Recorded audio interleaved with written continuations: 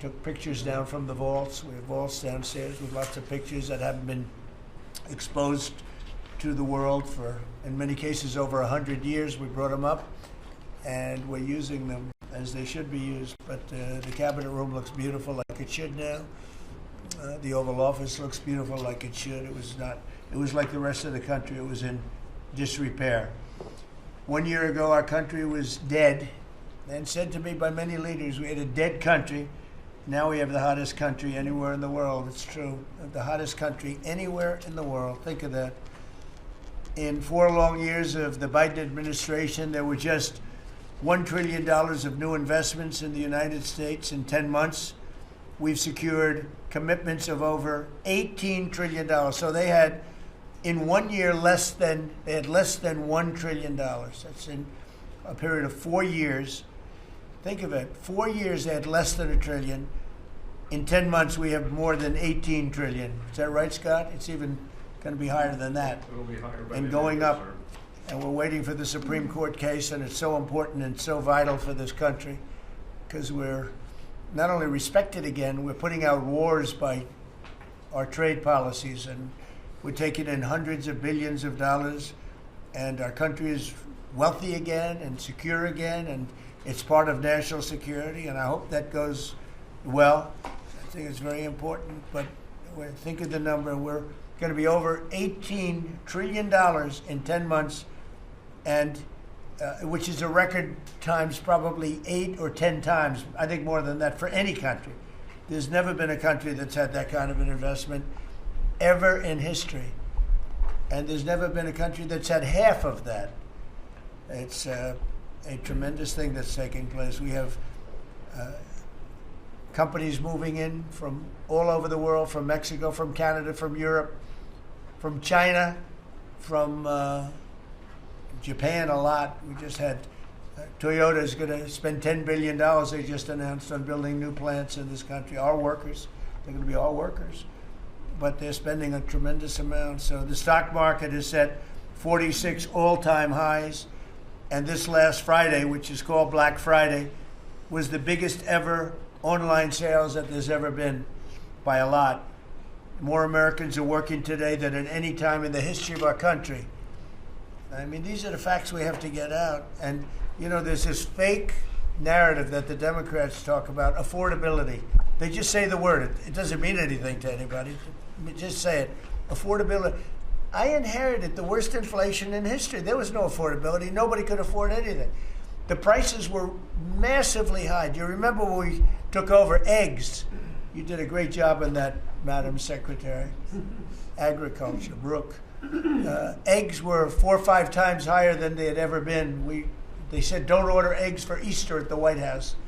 And we ended up doing it, and we got the egg prices way down, lower than what they were before. But the word affordability is a con job by the Democrats. They say affordable. I watched the other day where some very low IQ congresswoman talked about affordability. She had no idea. Their prices were much higher. As an example, energy, gasoline, we're now at about $2.50 a gallon. We're going to be, I think, at $2 a gallon. We could even crack that at some point. I'd love to do it. And we could do it more easily if we weren't building up the strategic national reserves, which Biden emptied out before the election so that he could try and get elected, meaning he started it, then he got thrown out of the race. Then she took over and she kept it going, and they emptied out these strategic national reserves, which are really meant for something else. They're not meant to keep people happy with their gasoline price. They're meant for war. They're meant for problems, big problems. He emptied it out, and then she continued it during the process of trying to get elected. Didn't work out too well for him. And they virtually brought it down to the lowest level, I believe, in history. And it didn't have much of an impact because the prices were very high.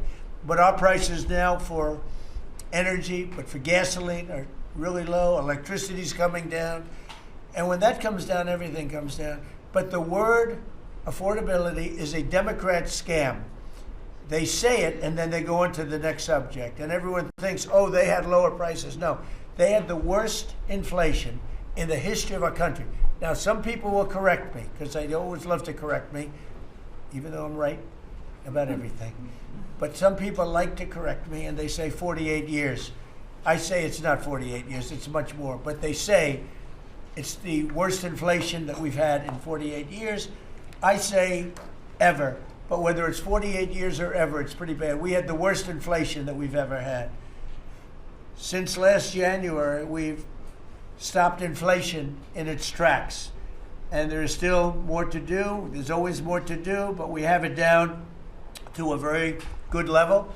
It's going to go down a little bit further. You want to have a little tiny bit of inflation. Otherwise, that's not good either. Then you have a thing called deflation. And deflation can be worse than inflation. But we have it almost, we'll soon be at a perfect level. But we inherited the worst inflation. But we have 20 states that are now selling gasoline at less than the $2.75. Think of that, $2.75. And it was at $5 under Sleepy Joe. Grocery prices are down with the cost of Thanksgiving turkey this year down 33%. It was lower than 33% lower than under the Biden administration. Egg prices are way down 86%. Thank you. And mortgage rates, despite the fact that we have an incompetent chairman of the Fed, a real dope, who should reduce rates. I saw even Jamie Dimon said he should be reducing rates. I never saw Jamie Dimon say that. I wonder why he said that. But he really said it because he's right. But we have a guy that's just a stubborn ox who probably doesn't like your president, your favorite president. But they're going to be coming down. We'll be announcing somebody probably early next year for the new chairman of the Fed. I talked to Scott about taking the job, but he doesn't want it. You got the greatest job here. Yes, sir. Right? He said, "No, I want to stay chairman. I want to stay right where we are, Treasury." And I think we're doing really great, aren't we? We're doing great, sir, and it's a great team to be part of. Yeah, no, it's amazing. Under my executive order to lower prescription drug prices, which I think is the single biggest thing we've ever done that nobody writes about because you're fake news. I've made unprecedented deals along with Bobby and Oz and all of the people that work on it. A lot of people that you wouldn't even think work on it, but they do, to slash drug prices by 200%, 300%, 400%, 500%, 600%, 700%, 800%. Nobody's ever heard of it before because I instituted favored nations and no nation agreed to do it. And then I said to the nations, if you're not going to do it, I'm going to charge you 100% tariff, which is more money than we're talking about. And they said, sir, we'd love to do it. Please, we would be honored to do it. And they agreed that they would go along with the whole thing. Nobody thought you could do it because they felt, number one, you couldn't get the drug companies to do it. So we're paying, as an example, for the, let's go with the fat drug, F-A-T, for fat people. Anybody use it at the table? Don't ask. But the fat drug was $135. Think of that. For certain people, $1,300 for certain countries, $1,300 in New York. So in New York, it was $1,300. And in London, it was $135. And a friend of mine called me, he said, what is this? Why is it? He got used to paying $1,300. Well, now what we have it down to is, Bobby, what's the number? Like 150 or something? We have it down to a low number, don't we? Yeah, it's around 100, 125, 150. Yeah, think of that. So we got it down from $1,300 to $125 to $140, depending on various countries. In other words, we're paying the lowest price, tied for the lowest price in the world. It's, people said you could never do that because you couldn't get the countries to agree to it. I did. Every country agreed to it because I said, if you're not going to agree to it, that's okay. I'm going to charge you tariffs. And as soon as I said that, they said, we agree. And then we had to be a little tough with the drug companies, but they came along. The bigger problem was the countries. The countries just wouldn't go along with it, but they did. Every country. So we have reduced drug prices by 500, 600, 700, 800, 900%, depending on the drug, depending on the company, depending on all of the different factors involved. Nobody's ever even thought of drug reductions like that, price reductions. And I told you the story that in my first term I was so proud of myself because I reduced drugs. It was the first time in 28 years that drug prices were reduced. It was 1/4%. 1/4%. And I was so proud of myself. I said, it's the first time in 28 years that drug prices went down over the course of a year, over the course of a presidency. 1 year, 1/4%. I had a news conference. I was so proud. Now I got them down, not 1/4%. I got them down 400, 500, 600% and more. And the fake news won't write about it. And it's going to have a huge impact on healthcare because a big part of it's buying drugs, buying prescription drugs. It's going to have a huge positive impact because Obamacare is a disaster. I said it years ago and I say it now. And the money should be paid, taken away from the insurance company. Obamacare was made to make the insurance companies rich. Their stocks have gone up 1,000% in a short period of time because the money goes to the insurance company. I want the money to go to the people. Let all the money go to the people. And let the people go out and buy their own health care. And I see on television, people are advertising now, we will help you buy health care. We will go out and help you buy. That's becoming like an industry because of what I said. So something's going to happen. It's probably not going to be easy because the Democrats, frankly, they don't want to make a good deal for the people. They just want to make a bad deal for the country. They want to make a bad deal for the Republican Party. But the Republican Party is united. And I will say that what I would like to do is the money doesn't go, trillions of dollars get paid to drug companies. And you still have lousy health care. Obamacare is horrible health care. We want it to go to the people and then let the people go out and buy their own health care. And they'll do great. They'll do great. So we're negotiating that now with the Democrats. Well, congressional Democrats want the largest tax hike in history. I proudly signed the largest tax cuts in American history with the Great Big Beautiful Bill. The Great Big Beautiful Bill, the biggest piece of legislation ever signed, and that includes the extension of the original Trump tax cuts. But it's the biggest tax cut ever signed, and it includes no tax on tips, no tax on overtime, and no tax on Social Security. Nobody's ever seen anything like it, so think of that. And in addition, you get, if you buy a car, this is great for our car industry because we have a lot of car plants. We're bringing back the automobile business. 60% of it was stolen because we had incompetent presidents or incompetent trade people. But 60% of it was stolen over the years, and now I think we're bringing it all back. I think we'll be bigger than we've ever been in the auto business. That's not even to mention AI, where we're leading China. We're leading China by a lot. They're not going to catch us. We have to be smart, but if we're smart, they're not going to be able to catch us. They know that. They told me that. Next year is projected to be the largest tax refund season ever. And we're going to be giving back refunds out of the tariffs because we've taken in literally trillions of dollars. And we're going to be giving a nice dividend to the people in addition to reducing debt. As you know, I inherited a lot of debt, but it's peanuts compared to the kind of numbers we're talking about. So we're going to be making a dividend to the people. And additionally, we're going to be able to reduce debt. And as time goes by over the next 2, 3, 4 years, those numbers are going to go up. And I believe that at some point in the not too distant future, you won't even have income tax to pay because the money we're taking in is so great, it's so enormous that you're not going to have income tax to pay. Whether you get rid of it or just keep it around for fun or have it really low, much lower than it is now, but you won't be paying income tax. We've slashed $1 trillion in costly job-killing regulations, saving Americans an estimated $2,100 for a family of 4. The Biden administration was the exact opposite, but times 4. They went up $6,000. We went down $2,100. Think of that. To bring down energy, electricity, and utility prices, I ended the Green New scam. They call it the Green New scam, one of the greatest scams in the history of our country.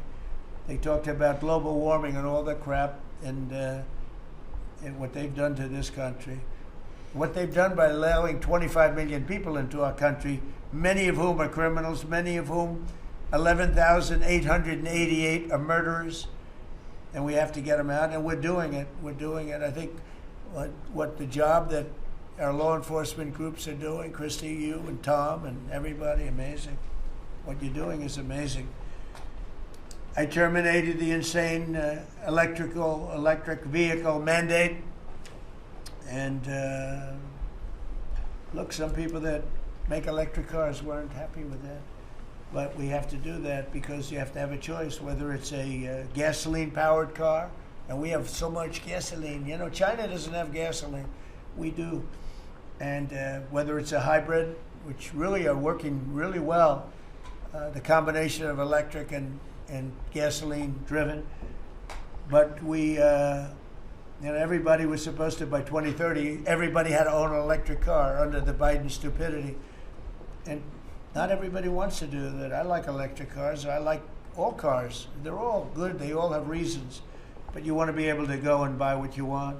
I opposed historic tariffs that are now bringing in so much money that nobody's ever seen anything like it. And countries that were ripping us off, including allies, but they were ripping us off for years. I won't use the names. I won't mention Japan. I refuse to mention South Korea. I will not mention names. But they were ripping us off like nobody's ever been ripped off before, and taking horrible advantage of your country. But now we're making a lot of money. We're making a lot of money because of the tariffs that are pouring in. And it's really national security. Among everything else, it's national security. We've also rapidly turned the worst border crisis in world history. I believe we had the worst border ever in history. I don't care if you had a fourth world country. You know, we allow third world country in. We would allow fourth world war countries in also. It doesn't matter. There was never a border that was as bad as our border. We allowed anybody in with no checks, no vetting. So we've rapidly turned the worst border crisis in world history into the strongest border in the history of our country, and probably one of the strongest borders in the history of the world, because we have nobody coming through. And I want to thank our people. The Border Patrol is so amazing, ICE, and I want to thank the military for the backup, because they're standing right behind them, and that was really nasty for a period of months, and now it's no longer nasty. Now they don't even come up. Nobody comes up. It's an easy job. It made your job a lot easier because they know they're not going to get through. And we take people in, but they have to come in legally. For 6 months in a row, 0 illegal aliens have been admitted into the United States. You believe that? 0. We had millions of people coming in a year, millions. Now we have 0 for 6 months. And these are given by radical left people that do the numbers. I mean, they're not doing me any favor. They're being on. We don't have our net numbers are unbelievable. But we had 0 people in the last 6 months. Illegal border crossings along the U.S.-Mexico border have plummeted to the lowest level ever recorded. And nobody talks about that anymore. You know, it's crazy. They don't talk about it. You think they'd say, well, Trump's done a great job in the border. This country is being destroyed by the border. But you always find something new, like, is he in good health? Biden was great, but is Trump in good health? I sit here, I do 4 news conferences a day. I ask questions from very intelligent lunatics, you people. And I give the right answers. There's never a scandal, there's never a problem. I give you answers that solve your little problems. You go back and you can't find anything, but you do stories about Biden was in wonderful health. The guy didn't do a news conference for 8 months. If I go one day, I had one day where I didn't do a news conference, there's something wrong with the president. You people are crazy. I'll let you know when there's something wrong. There will be someday. That's going to happen to all of us. But right now, I think I'm sharper than I was 25 years ago. But who the hell knows? By the way, I took my physical. I got all A's, everything. But they said to me, would you like to take a cognitive test? I said, is it hard? They said, yes. I said, well, I'm a very smart person. Who was the last president to take one? No president has ever agreed to take one. Because when you get into the mid-questions, meaning, 10, question number 10, 11, 12, 28, 30, they get harder and harder. And they said, would you like to do it? I said, well, no reason to do it. Nobody's ever done it. I'll do it maybe, but there's really no reason. They said, sir, the problem is this is Walter Reed Hospital. And that's a military hospital. And that means that things are, sort of open. It's not like private where you have, if you do poorly, we'll have to, probably you'll find out. I said, I won't do poorly. I'm a smart person, not a stupid person. And as the doctor will tell you, I aced it. Right, Susie? I aced. I got every question right. And these are tough questions. These are questions that I would say 99% of the people that I'm talking to right now, meaning the people from the fake news, would not do well in those exams. But I'm the only one that took it. I got every single question right. And then I read in the New York Times, is Trump sharp? Trump is sharp. But they're not sharp. That's why they're going out of business, the New York Times. I hear that they're losing so much money, it's ridiculous. They're a bunch of fakers. But we can never let another thing happen like what happened to us with a fake election, with a rigged election, where a guy like Joe Biden assumes the presidency. Because the man was grossly incompetent. And he was incompetent 30 years ago. But he was really incompetent for those last few years. And our country was put at great danger because of it.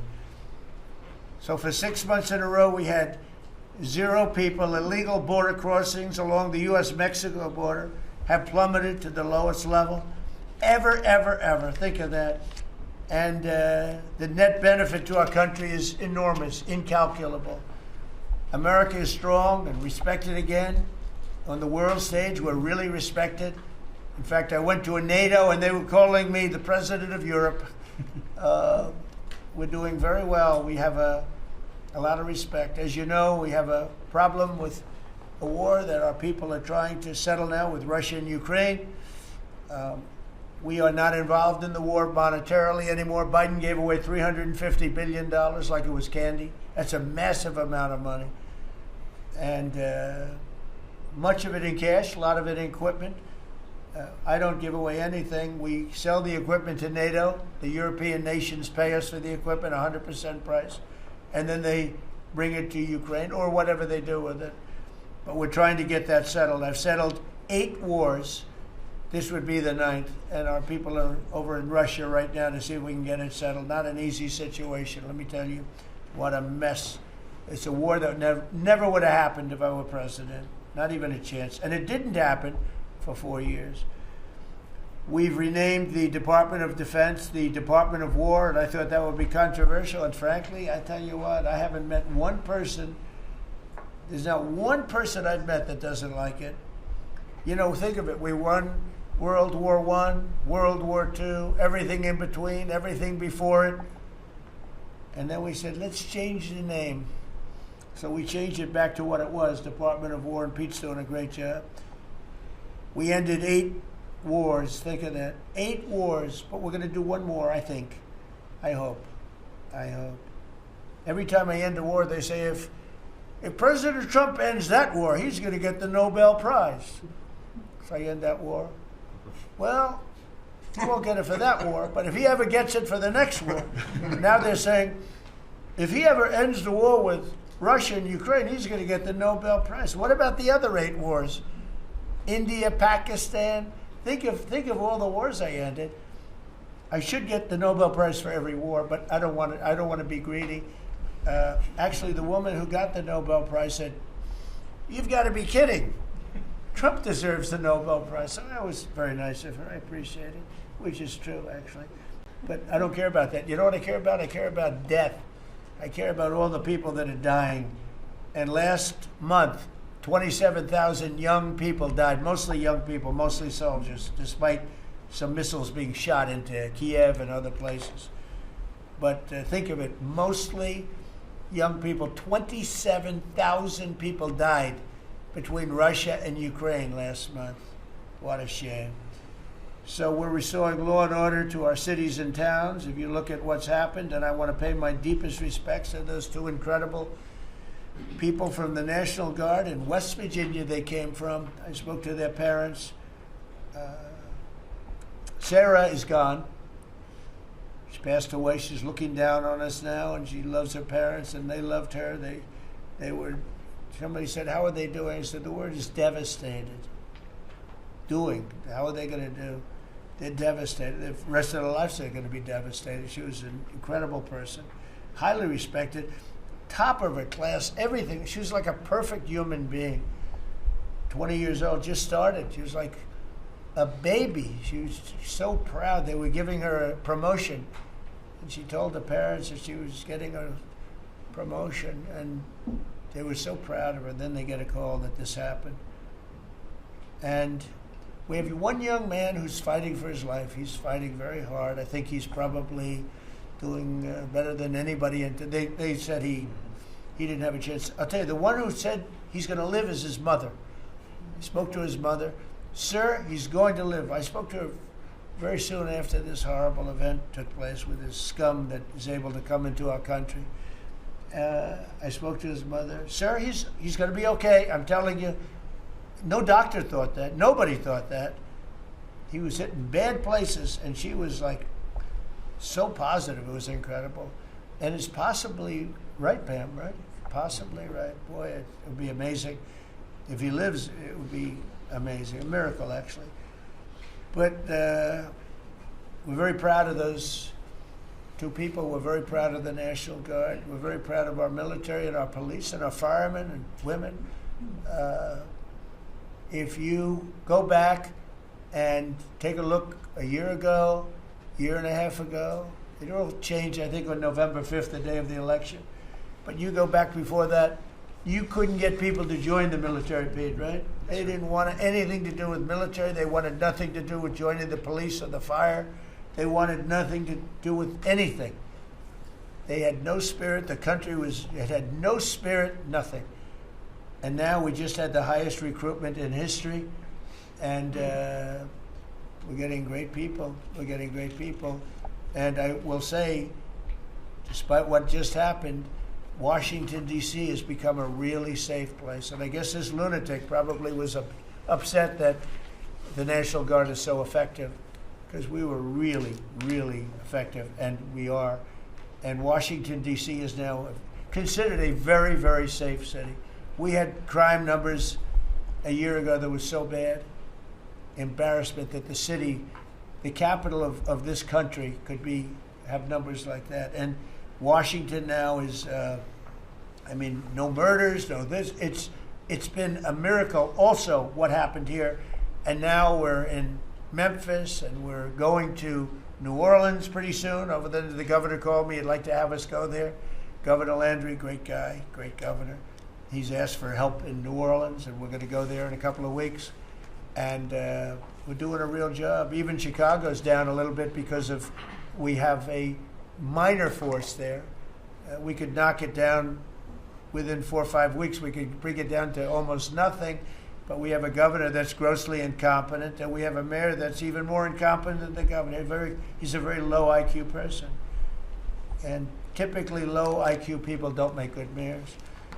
So I want to thank all of our cabinet members. They're high IQ. Let me see one. Yeah, generally speaking, a couple I'm a little concerned about. No, but I want to thank, we have a great cabinet, amazing people. All of them, sort of have become stars. We're getting credit for the good cabinet, actually. And I just want to wish everybody a great holiday. We've I think done a great job with the White House, bringing the White House back. You see the Palm Court that was redone. The Lincoln bedroom was redone. The Lincoln bathroom is now gorgeous like it should have been. It was terrible green tile that was never the way it was supposed to be. It was done in the 1940s, actually, but it was not proper. And we're restoring the White House just like we're restoring the country, and people are thrilled. But the First Lady's done a beautiful job with the Christmas trees and all the decorations. I see the wreaths on the windows. I've never seen that before, on the windows of the White House.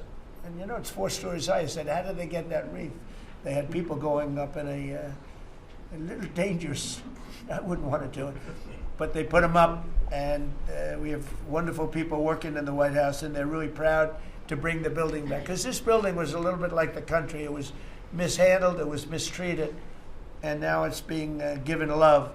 And we're building one of the great, I think, maybe the greatest ballroom. We needed it for 150 years. They've been asking. You see the trucks and cranes and excavators in the background, and you hear them, and every time I hear them, I love the sound.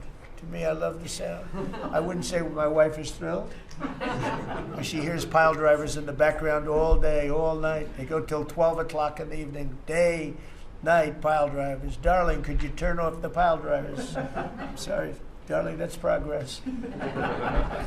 But no, we're doing great. It's going to be I think it's going to be the finest ballroom ever built, and we're going to have it here. They've wanted it for 150 years. Think of that. So I will just end by saying I want to thank the cabinet. It's been a great cabinet. Let's think of it. Time flies, but this is our last of the year, as I said, and I just think you've done a fantastic job. And we're going to go around the room. We'll go quickly, but we're going to go around the room, and we'll start with Pete, and you'll tell us about some of the achievements. And some of you have achievements that are so big, I don't want you to go through the whole thing because we don't have time. But we'll start with Pete, and then if you want, we'll take some questions at the end. Please, Pete. Well, thank you, Mr. President. As you said, it has been a historic year at the Department of War. Recruiting and retention over this year are at the most historic levels our country has ever seen. When I had a chance to be on an aircraft carrier destroyer over Thanksgiving, the spirit in our ranks since the election under President Trump is unprecedented. I've never seen anything like it as a soldier myself in uniform, and I know a lot of you feel the same way. We've ripped out the DEI and the political correctness. It's all merit-based at the department. We're getting back to basics: accountability, training, readiness, lethality, and that's reviving that spirit. And Mr. President, we're rebuilding the military, historic investments. I just took briefings on the Golden Dome and F-47, next generation capabilities that are going to make sure that for generations to come, America has the most powerful. Subscribe to One India and never miss an update. Download the One India app now.